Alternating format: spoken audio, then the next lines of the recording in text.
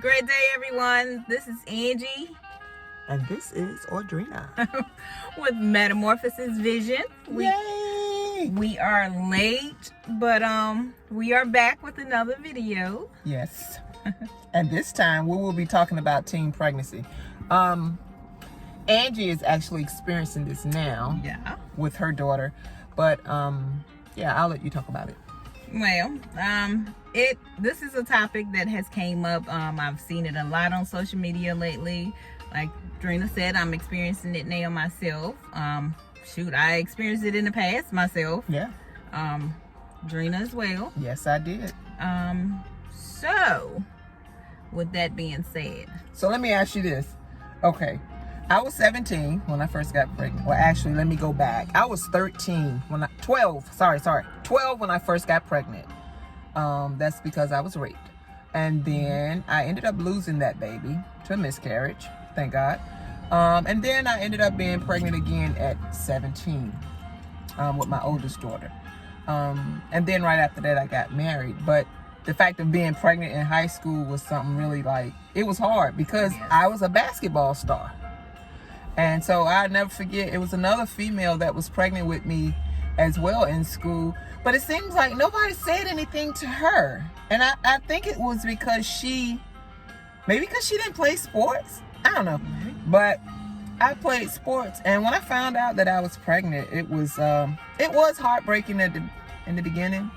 But then, I just kind of learned to embrace it. I was more worried about what other people was going to think. That's a big more thing. So then, the feelings what am I gonna do? Right. Oh my God. This is really happening. Right. Things like that. For the longest time, I tried to keep it on the down low. You know what I mean? Wearing bigger clothes and doing things like that and trying to cover it up. But my mom was pregnant with me at a very young age, 16. And it was like, I didn't want to land in that same, You didn't want to be placed in a category, basically. What they call them, generational curse. Yeah. Yeah. So, what you call it. And then my daughter ended up getting pregnant at 18, which she was almost out of high school, but at the same time, it was hard because people had already put that label. Yeah. My family put that label. They on basically label you as a statistic. Right. What they say these days is oh yeah, you're following in. You know how people say you're following in your parents' footsteps or something like that. Yeah. But it's the way the world is now. You would think people are more accepting of it because it's happening more and more now. It is. But like Drina said, I got pregnant when I was. How old were you? I got pregnant. My first daughter, I got pregnant when I was 15. I had her when I was 16. Going through school, I was a country girl. I was a nerd. You wouldn't have expected it from me. I was so super smart that people were like, it made me think that they were looking at me like, how did she get pregnant? Right. Because I always felt like I was an ugly duckling in school. Are you serious? Girl, I did too. Yeah. I was a skinny little string bean that, I had the thick eyebrows and my self-esteem was like this small, like seriously. Wow. So that first guy that paid attention to me.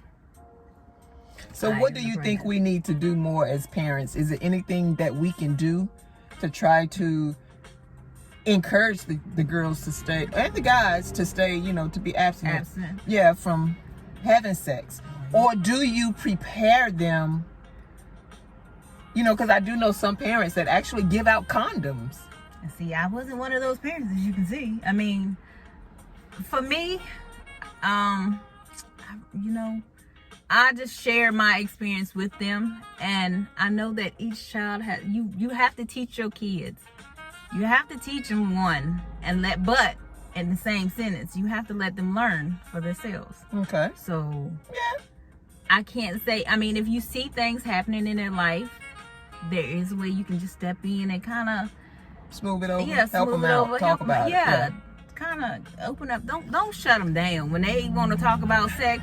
Come on now, look at this world now. You better open your mouth and talk about it. Yeah, it's hard. I think now it's it's difficult because they have so many different influences, these outside influences, this technology. I think, when we were growing up, we had our own little whatevers too. We used to talk on the phone a lot, but now you can actually video. They are faced with so many different obstacles. Social media. Oh my God. You thank God for the technology because you're able to, give out information, but then these young girls, it's like they are seeking so much attention. Yep. But this says a lot too, because my father was not in my life growing up. Mine either. Not at all. Right. And not saying that every child, every female that faces this is going to get pregnant, but the thing is, it makes a big difference. So we really do need fathers. We need positive men in the daughters, just in females' lives, period. I think it helps because sometimes I feel like if I had a dad that was positive in my life at that time, I could have just went and been like, hey dad, blah, blah, blah, blah, blah. So, and then it's a lot of times too, for your daughter, she's so sweet. But when I found out she was pregnant, I was angry. I kept it to myself. I was too, because I know for myself, she is not prepared for this. But nobody is. Right, that's true. No, nobody's really prepared. But the one thing that when she told me, I was crushed, but the one thing I would say is I was not going to push her away. I was not going to, be embarrassed by her. Right. Because I felt that. I thought I was an embarrassment for my mom when I got pregnant, because I was like she expected a lot from me. Right. Because like I said, I had my game plan. I was focused. It was school, and it was nothing else extra going on. Mm-hmm. But yeah, I did you ever think about saying did it enter into your heart or your mind about saying, why don't you get an abortion? No. Did you ever? I never, because I guess I don't know. I'm just the type of person.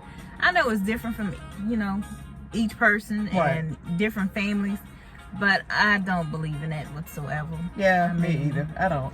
I can't say. Like I said, I can't say what the next person should do with their child or in their situation. But if God put something right there, it's a blessing. Yeah, it's not the sin. Yeah.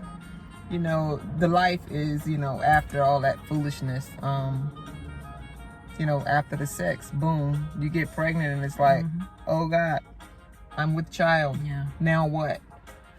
Yeah, it's a difficult topic because everybody have their own opinion on how they feel. We have a lot of spiritual people that, don't believe in abortions, but then you have those religious, quote unquote, people that, say, they need to have an abortion, but they still believe in God. So it's always going to be that big question mark when it comes to this. But my goal is to, release this video to help as many females and or males to try to stay abstinent from sex and just work on yourself, improve areas that you can improve. Because if I had an opportunity to do it over again, I promise you, I would keep my legs closed. And even though, we love our kids now. Right, yeah, I love my babies. I love them. But I would have... Yeah, I'm sorry. Yeah, I would have waited. I would have worked on me. And, and I think one of the things that pushed me to into having sex earlier is because of being raped and molested. So I think I became very promiscuous and just wanted to, I guess, just be out there. Be out there. It was a weird thing, but that may be another topic. But I think if that didn't happen to me, I probably would have really kept my legs closed. Like Grandma say, if you open them legs, you better be prepared for what might pop out of there. Yeah. It's crazy, but I think too, having people to talk to. I didn't have anybody to talk to. when those things were happening to me, you know. And so, you know, that kind of like, it makes a big difference. Yeah. You know, but, you know, like, you know, for your daughter, she, you know, I don't know, was she ever violated or anything that you know of? No, she wasn't. Almost, but she wasn't, Yeah. you know. Okay. Yeah, but, you know, for me, I was molested as a child. But I can't say that drove me to, you know, being promiscuous. So what do you think it drove you to? You know, because you know everybody that attention seeking. Because I was like I said, I thought I was an ugly duckling. I thought, you know, nobody wanted this little. I was probably not even 100 pounds soaking wet. I was a real skinny girl in school. I was tall and skinny and thought I was just the ugliest little thing ever. Yeah. And when I got that little bit of attention, I was like, oh, I got me an older man, girl. I got somebody.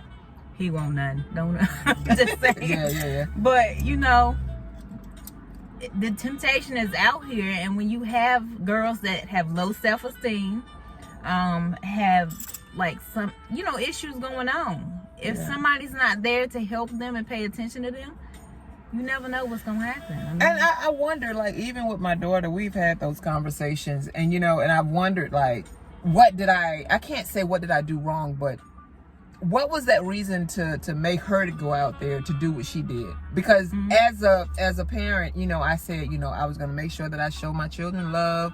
I was make sure, you know, that I done everything that my mom didn't do, you know, or my grandmother didn't do for me. And so I thought that I'd done that. Right, I know. We're never prepared, though. I know, and so when it happened, I was just like, you know, I cried because I was like, what did I do wrong? Why is God punishing me? Like, right. I was like, what in the world? Happening to you, though? I mean, it is, but it's not. But you know, one thing I realized is that she had to have her own story. She had to have her own testimony, and no matter how much you want to make sure that they do everything right. It's not going to happen. And you sit there, okay, like my daughters. My daughters know pretty much majority of what has happened to me in my life. They saw the path that we had to go on. They saw how I had to raise them. They saw the good, the bad, you know, everything. And with that being said, you know, I thought that, I mean, they wouldn't follow in my footsteps in certain ways. But And they did. But me being me, I can say, I mean, regardless, I'm gonna be there. Everybody knows Gigi love her babies, so that's right. A nanny sure love her little bookaboo. But you know, it's just life. Life happens whether we want to take the time to. We just need to focus more and help them. If you can actually be there to help them, that changes a lot, man. I mean, so I don't know. Yeah. But anywho, we wanted to talk about this just to kind of bring it up because it's so relevant right now. You know, of course, we didn't go like deep spiritual and all that other stuff, but we wanted to, you know, just kind of keep it real and be transparent, you know, about us, about me, about my family, about my girls, and just kind of like express to you, you know, how we really feel. So, what you want to say? I always do. So we wanted to be, you know, transparent and, you know, express to you how we really feel when it comes to teen pregnancy. In Metamorphosis Visions, we're going to try to, you know, have a few things to do for the teenage girls and kind of team up with Tanya, right? Yeah. Well, I just put you out there, Tanya. Gonna try to team up with you to see if maybe we can, you know, do a few things, you know, in the community or whatever to help the young ladies and or young men. But if you have any questions or any concerns or any topics that you would like to discuss, please let us know. Leave us a comment. Forward this video. I couldn't get it out. Forward this video. Share it. Like us on YouTube. Please like. Please subscribe. So we have a lot more to come for you. And we just want to make sure we discuss anything and everything. Like I said in the last video, no holds barred. We're talking about it all. Talking about it all. It takes a village to raise kids. Yes, I mean, and we know it because Lord Jesus. Yeah. But we're here, so if you need us, we got you. we're gonna keep on doing these videos. Yes, we are. So You know what I realized? I'm gonna enjoy say our this. face. What? We have 6 girls between us. Jesus, girl. Y'all, we might need some help, you And know. I got 1 son. 1 son, 3 girls, and you got 3 girls. 3 girls. And guess what, y'all? I have 4 grandsons. You have 4 grandsons. No girls, yeah. I have 2 grandsons and 4 grandgirls.